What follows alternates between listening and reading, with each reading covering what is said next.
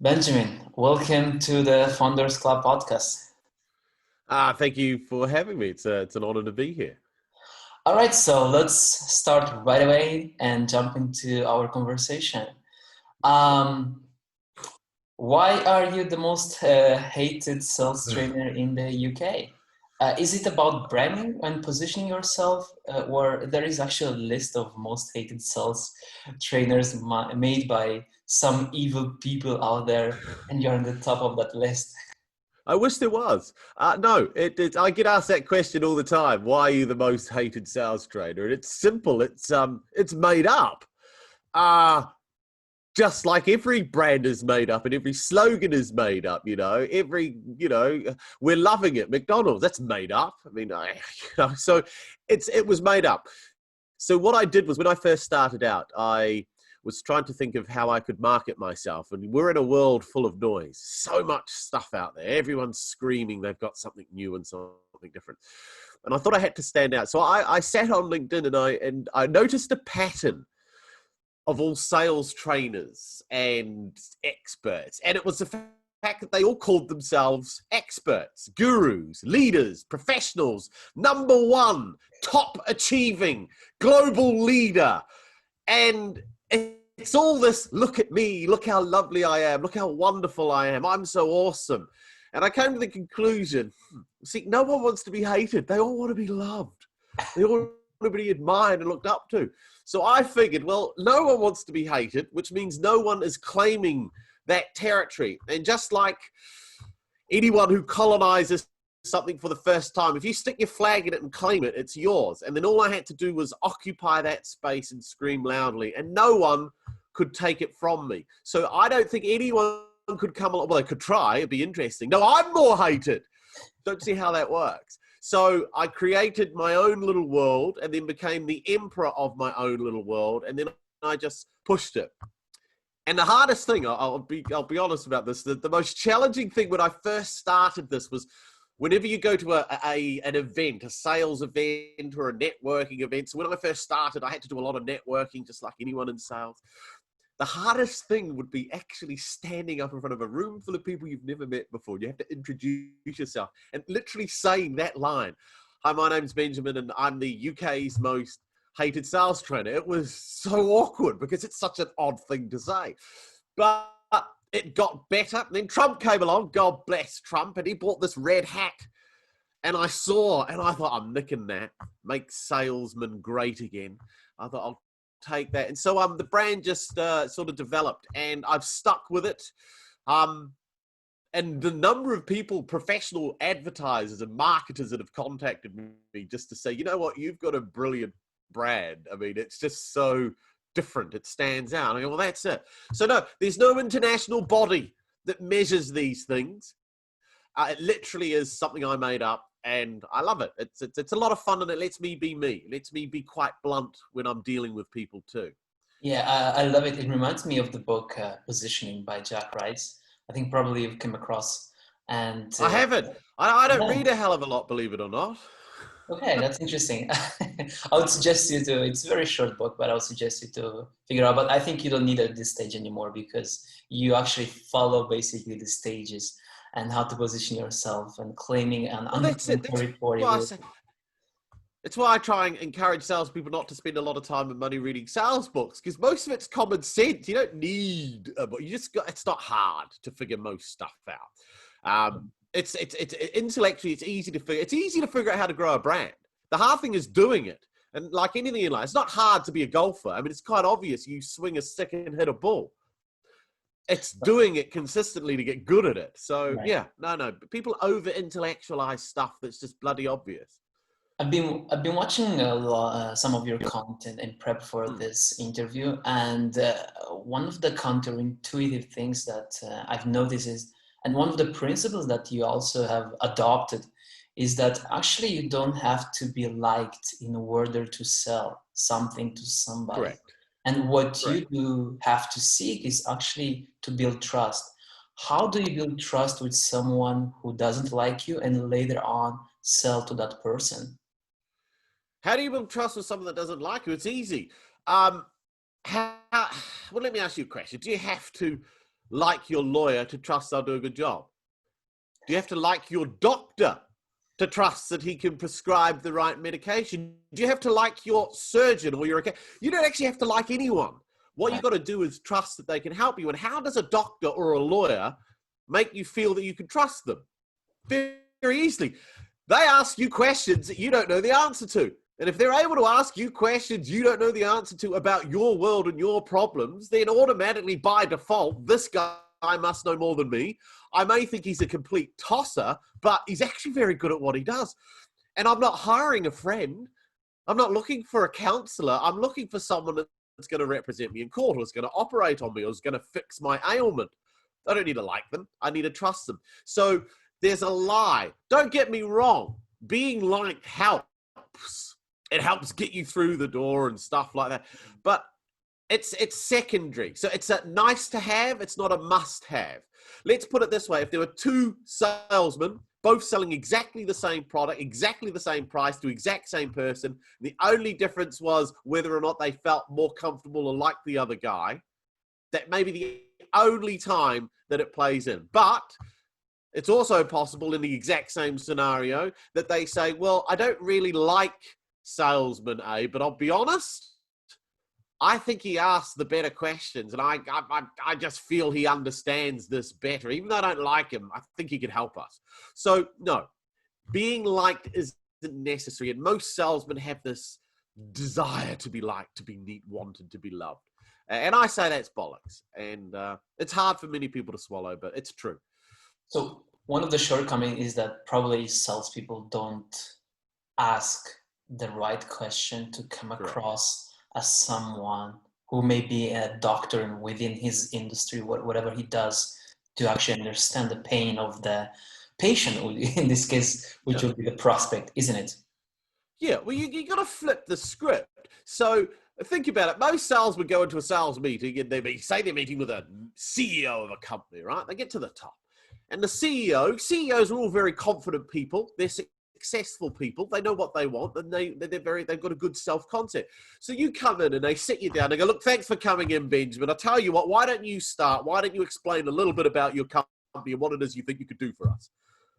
And a lot of salesmen will go along with that. Now flip that. Imagine going to the doctor and you as the patient sitting down and then saying to the doctor, look, doctor, before we start, why don't you tell me a little bit about your training, your medical history, and what you think you could do for me by the end of this consultation?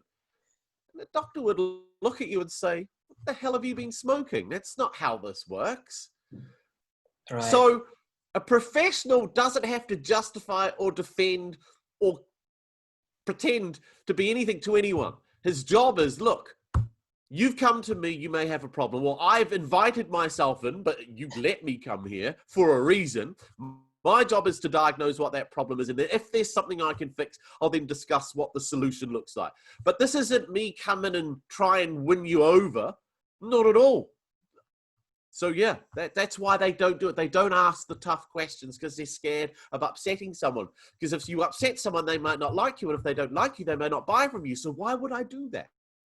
Yeah, it's this risk of upsetting someone, or also being afraid of taking that no or seeking that no. So I noticed that when you are prospecting via cold calling, you're deliberately seeking for the no's, or at least give your prospects room to say no, but you also are aware of the yeses.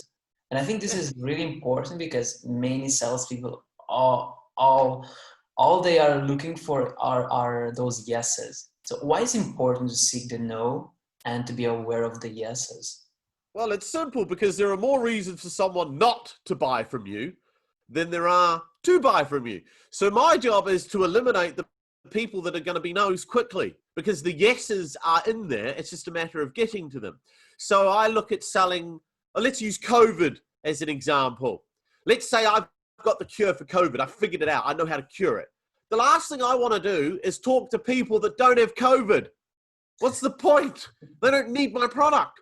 So there's no point me phoning someone up and saying, hey, my name's Benjamin. I've got the cure for COVID. Can I come and see you? And he goes, well, I don't really have COVID. I don't know anyone that's got. Yeah, I know, but you probably will at some point. Would it not just make sense to understand a little bit more about the cure? Not really. Oh, look, I'm fine, thanks. Oh, really? So you're not scared of it? This ridiculous conversation. Right. So I'm the opposite. I'm looking for people that would have COVID. And so rather than phone up and get into a discussion trying to convince them they should talk to me about COVID, I phone up and say, hey, you don't happen to have a high fever, a cough that won't go away, and achy joints? And if they say yes, I go, maybe we should talk a bit more. If they say no, I go, fine. I'm going to move on to the next guy. So just because I exclude someone in the moment, it doesn't mean they're off my list. It just means this guy right now doesn't have a symptom of COVID. I'll phone him back in 3 weeks. He probably will if his neighbor's got it. Right. That's it. And so salespeople think that their job is to phone up everyone and everyone to say, yes, come and see me. I'm interested to learn what you have. If everybody said that, nothing would get done. I don't want to meet people that don't need what I have. I want to find people that say, I do have those symptoms. It may be COVID. It could just be the common flu, but I actually don't know. Maybe we should have a chat. And then I go in and I diagnose, is it COVID or is it just the flu? And if it's just the flu, I say, I can't help. If it's COVID, you're in luck I called. It's very simple stuff. Yeah, it sounds simple, but Yeah. most salespeople, me included, I'm probably guilty of that as well. Not having the right Because I'll training. tell you why. When most salesmen pick up the phone, they only have one focus, and that is the outcome of the call. I want an appointment. I want a meeting. I want to sell. So because they're attached to the outcome, they're not actually looking at what they're doing in order to get to the end. And if your whole fixation is on what's going to happen, you're not looking at what you're doing to get there. I'm interested in how I get to someone saying no or how I get to someone say yes, because then I can work on getting that process better and streamlined and more effective. And because I know there is more reasons for people to tell me no, I'd rather get that no earlier than spend an hour traveling to see someone, an hour talking to them, an hour back, 3 hours out of my life. Right. If I just had the courage to figure out, do you really have symptoms of COVID? Yeah. So overlooking that process, it's one of the mistakes we as salespeople do, or whoever does sales, isn't it? Yes. You're focused on the outcome. And prospects know that. That's why they think you're selfish, greedy, and uninterested, because they know the only reason you're there is to try and get them to say yes.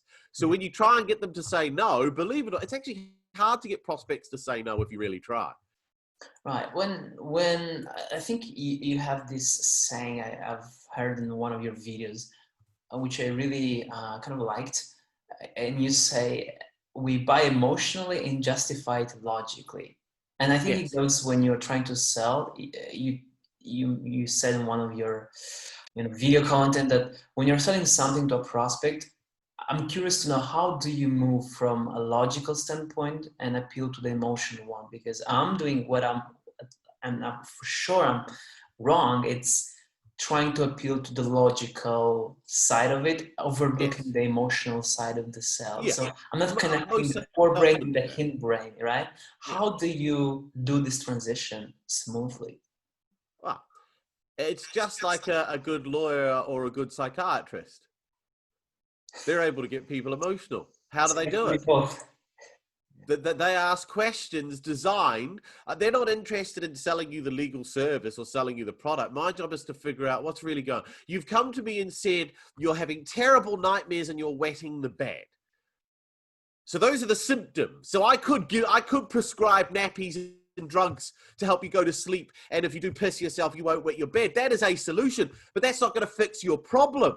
Right. So what is your problem? Why are you having these nightmares? So then we start to ask the right questions. So when did this first start happening? How long has this been going on for? What happened in your life immediately around the first time this happened for this to suddenly, can you think of anything? And then what have you done to try and fix it? Did any of that work? Okay. How does this make you feel then? How's this impacting you on a day-to-day life? And then I say it's embarrassing, it's humiliating, I feel sick, now we're getting emotional. So why, if you've been doing this for 6 months, have you waited this long to come and see someone? Well, I was hoping it would fix itself. Right.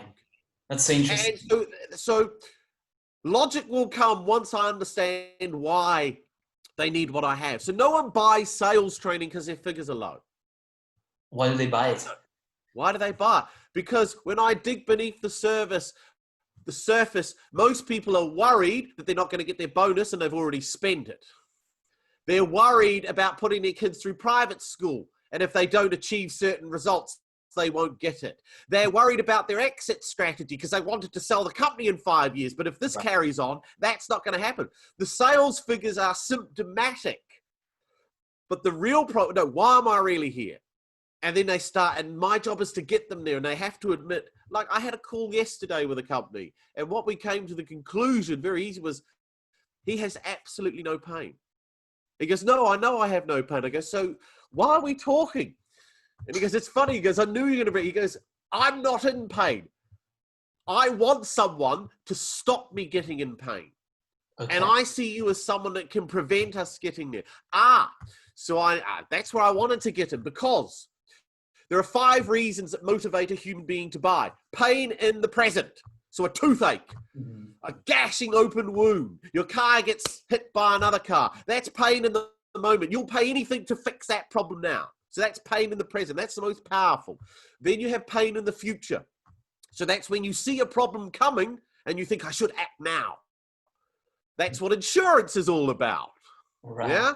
Then you have pleasure in the present. So buying an ice cream on a hot sunny day, you're willing to queue up to buy an ice cream on a hot sunny. You won't do that in the middle of winter. Yeah. So pleasure in the present, pleasure in the future. So that's coming to the end of summer, and all of a sudden, all the jet skis get knocked down half price. So I can't use it now. Winter's coming. I'll buy it anyway, and I can use it next summer. Or curiosity. General people buy stuff just, that looks interesting, I'll give it a go. Those are the 5 reasons why people buy. Right, Most of us in business are in the pain business, though. Either pain now or pain in the future. Right. So my job is to figure out what is their pain, how big is their pain, and is that pain big enough for them to want to invest time and money to fix? If it's not, it doesn't matter how wonderful my solution is. Okay, perfect. So the most urgent will be pain in the present or pain in the future? Pain in the present is the most powerful. Okay, that's a driver. I'll give you an example. If I talk to an MD and he says, my biggest problem is my guys don't prospect. I go, well, what do you mean? What do you mean they don't prospect? He goes, well, they're just reluctant. They're not willing to pick up the phone. They find every excuse. I'm like, well, how long's this been going on?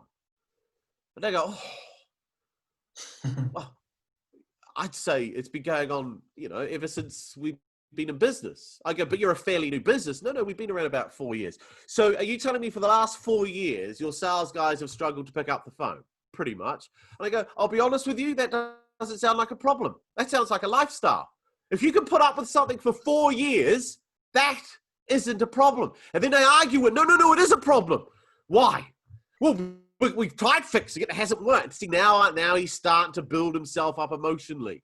Oh, wow. So I have to get them to acknowledge it emotionally hurts them. It's not enough for someone to say, I have a prospecting problem. Oh, don't worry about it. I can show you how to fix that, sir. And let me show you how I can do that. That's not enough. The guy's got to convince me it hurts him enough that he's going to do something. And if someone said they've had it for 4 years, you're really going to have to work hard to convince me, because I've never had a toothache that lasted 4 years. I wanted to follow up with another question related to pain and selling. So many people now say, well, maybe it's not the best time to sell now, given the situation we're in. That's what losers companies struggle. So what is your take on that? Is it the right time to sell, or is it the right time to prospect now? Or well, let's flip the question. Can you tell me when is the right time to sell? Well, probably never is the right time to sell. Then there's never a wrong time to sell, is there? Right. Nothing changes.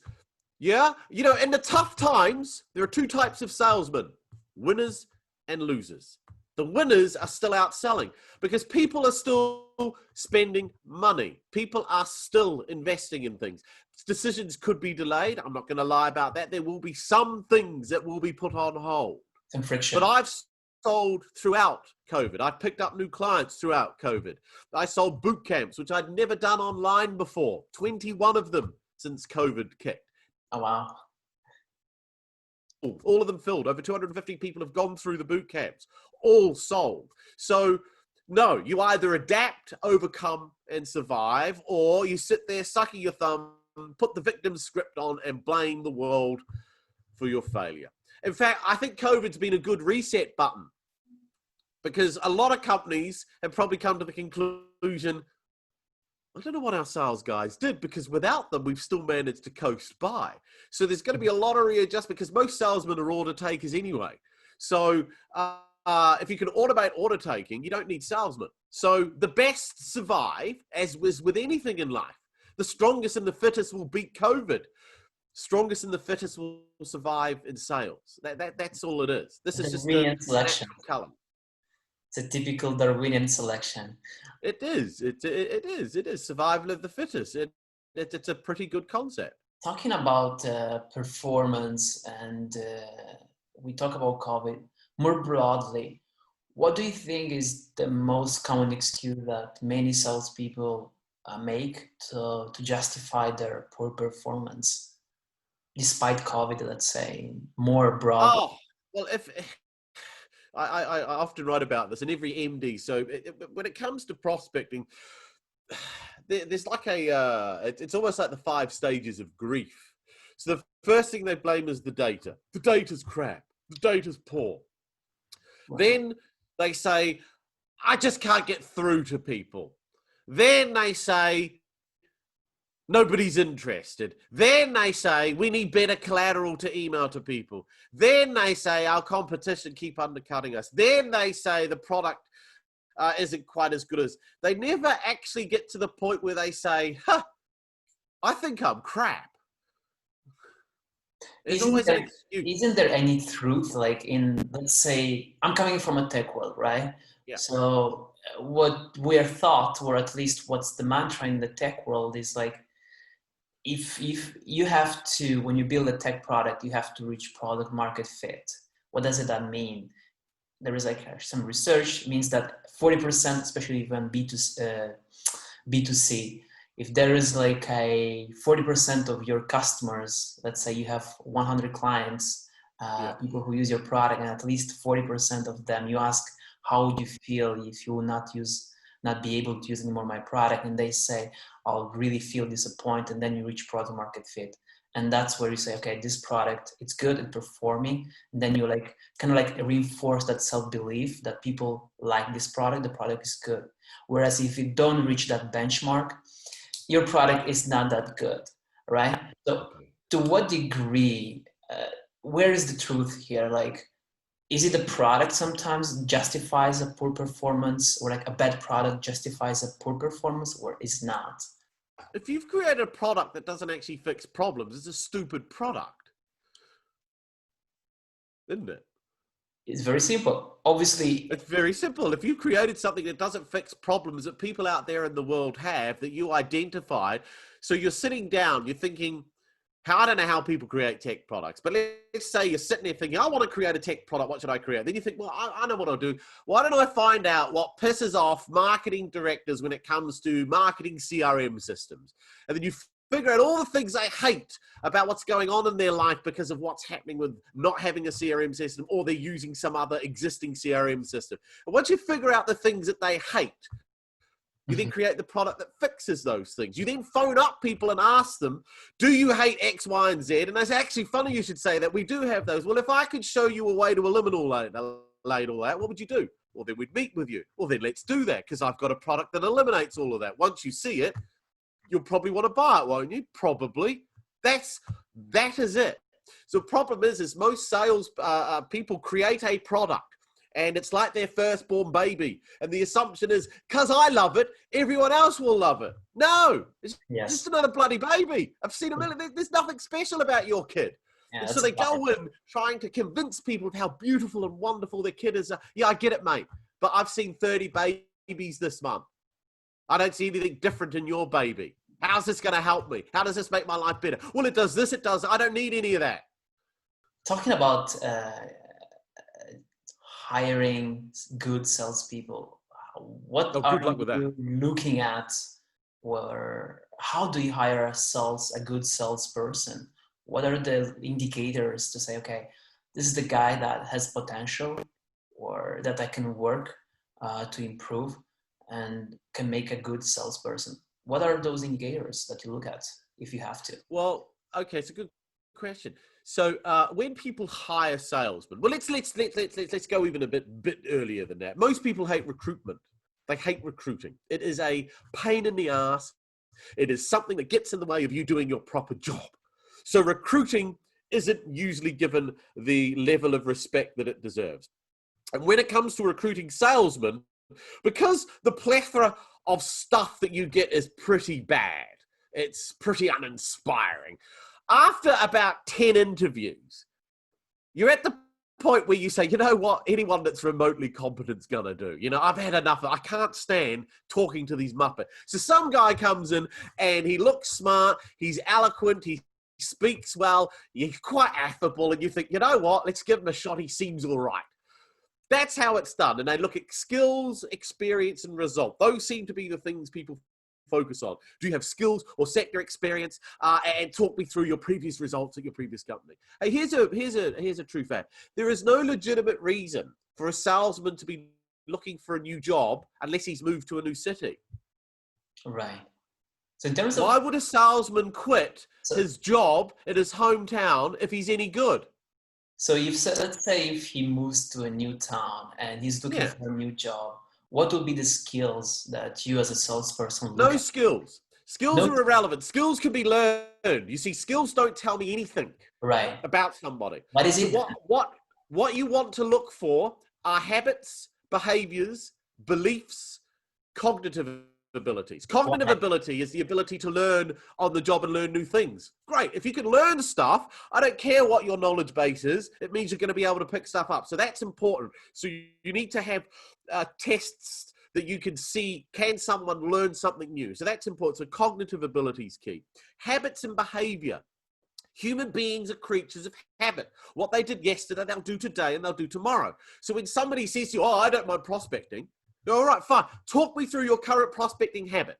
What does it look like? How do you do it? How do you fill your pipeline weekly, monthly, and quarterly? Talk me through your prospecting call, the structure. Can you describe to me the structure you follow whenever you make a prospecting call? And what happens is you get these guys, they can't give an answer. Oh, hold on. So you've told me that you do this all the time. You're incapable of explaining to me how you do it. So I imagine asking a surgeon who specializes in heart surgery, could you explain to me that particular, how you do that operation? You go, absolutely. I can talk you through every step. You ask a salesman, he says, oh yeah, I do these all the time. Talk me through a prospecting call. What do you mean? Well, how do you structure it? Well, you know, I like to go. So habit, because habit is a predictor of future behavior. So that's what, beliefs. How often do you ask a salesman, what do you believe is a lot of money? Right. What do you believe your role is as a salesman? What do you believe? What are your rights? Do you know what your rights are as a salesman? So when you're sitting opposite a prospect, what are your rights that you guard and you won't let them violate? And they go, well, what do you mean? You see, have you ever thought about any of this? So you sit in front of a prospect and he says something like, well, tell me how you can help. What do you believe in that precise moment you're allowed to do or say? Well, I'd start to explain. So why are you justifying and defending? Well, because why are you answering my questions now? Are you feeling pressure? Are you feeling uncomfortable? Do you feel obligated to me? And so I start to see how weak they are. So look, if this is how you're behaving in this sales meeting to convince me to hire you, this is how you're going to be in the real world. You're going to get bulldozed and railroaded. You're weak. Right. If you don't handle pressure, hey, you can't handle pressure. If you can't handle being challenged. And so if they just keep answering my questions, I know they don't know they don't know they don't have the right not to answer a question. Right. They've got to challenge me. How do you change? Because behavior, beliefs, and habits, it's something that is not you magically changing. No, it's called hard work and effort. How do you become a professional golfer? You don't just wake up one day and you're there. It's 6 hours a day, 5 days a week, rain or snow or sleet. How do you become a professional swimmer? Every morning, 5 a.m. to 9 a.m., swimming lengths, Monday to Saturday, 1 day off, restrict diet regime. It's not, well, I read a couple of books by Olympic swimmers on how they made it, and I've done a bit of it, I'll be there. No, Right. hard work. How do you change belief, habit, and behavior? Identify you've got bad ones, figure out what you've got to do to stop them, find new behaviors and habits that are better, and do them over and over again until they become a habit. Right. This requires a level of ruthlessness, truth with your own self. And Commitment. I guess probably myself, I do sometimes lack of this. Is there a way to be more ruthless with yourself and question your own beliefs? Yes. That you came up across with? Stand in front of the mirror and ask yourself this question. Do I really want to be a salesman? Do I?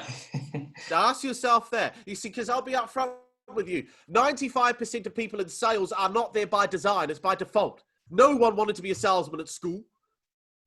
This isn't what they wanted for their life. But what happened was they grew up and reality kicked in and they needed a job. And who's hiring? Sales. So they get a job in sales and they have some success and they get stuck because they realize after about 3 or 4 years of doing this, fuck, what else am I going to do with my life? I've got no other skills. So then they're just stuck in this rut and they just churn and they do the same thing over and over and over again until they die. Yeah. Or they're playing the lottery, hoping to win because when they win, they're just going to run off and buy that bar in Hawaii and live the life of Riley. So the problem is most people who are in sales never intended to be there. But you talk to most people who are lawyers or doctors, how did you become a lawyer or a doctor? They say, oh, well, you know, I kind of fell into it, actually. I never really wanted to do that. I woke up one morning and thought, yeah, well, I saw an advert, brain surgeon wanted, and I thought, yeah, I'll give it a go. No, well, I spent 7 years at medical school. Then I did my residency. Then I specialized. I did a 3-day course on brain surgery, thought it seemed good, bought myself a white coat, said, all right, I'm in, I'm one. So this is why most salespeople don't get good, because deep down they don't want to be there. And if you don't want to deep down be doing something, why would you spend a lot of time, money, and pain getting really good at it? Yeah, so you obviously got really good at it. And yes, because I want to do it to the day I die. Excuse me?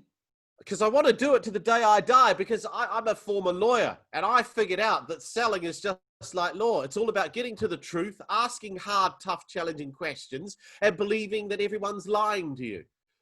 Right. So that's actually what I wanted to ask you. How did you end up in sales? Have you watched yourself in the mirror and asked, do I really want to be in sales? Or it's something that... I needed a job. Okay. So so when I tell these stories, people say, gosh, you're horrible. You've got such a cynical view of sales. No, I'm telling my story because it's repeated millions of times around the world. I came to England to do some travel, as a lot of people do.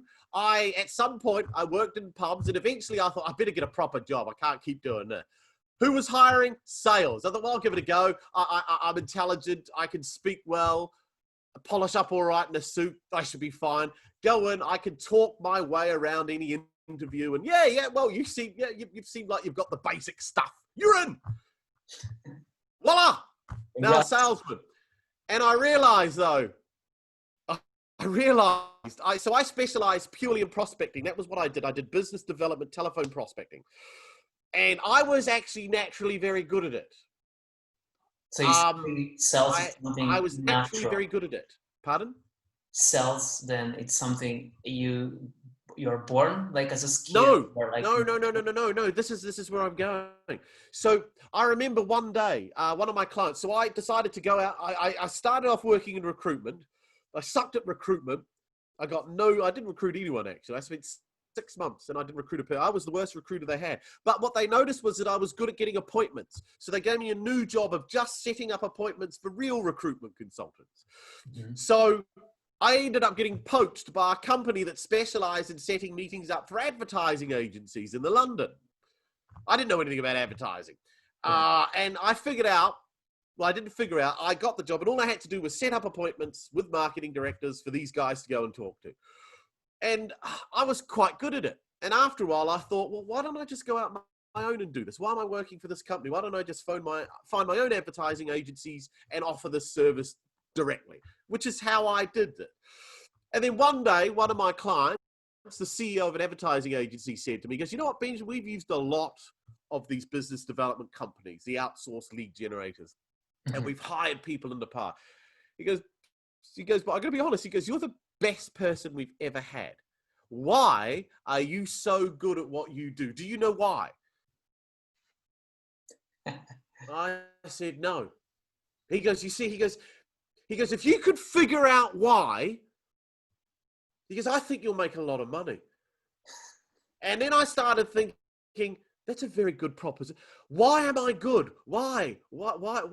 And then I started to realize there were certain things that I was doing. And then when I started to look into the psychology of humans and selling, I thought, oh, that's why that works. And so when I knew why something worked, before I was doing it out of ignorance, now I could do it deliberately and purposefully. And that is what process is all about. Once you understand what works, even if you discover it by mistake, you know, oh, now if I do it deliberately and consciously and on purpose, consistently, this should consistently work. And that's what I did. And that's how I do that. Now, I met some great sales trainers in my time too, who gave me advice and coaching. And they fed into things and they gave me tips. And all I did was start doing stuff that people said you should do that would make you get good. Rather than just reading about it and, you know, academically acknowledging it, I said, well, why don't you just do the stuff? So everything I teach is stolen. Right. I haven't created anything. I've just had the ability to do stuff, but didn't know why it worked, figured out why that worked and understood it. Then thought, sod it, I'll just keep doing it then. Yeah, and now I am a true capitalist. I've taken everybody else's stuff, made it my own, and I sell it. Right. It took a high level of self-awareness, I guess, to identify why you were good at what you were doing, and then kind of like creating a process. And like I said, I've had help. Like I say, I haven't created this. Everything I teach, if you follow me, you'll see bits of Spin, Sandler, Myers-Briggs. It's all from over the place.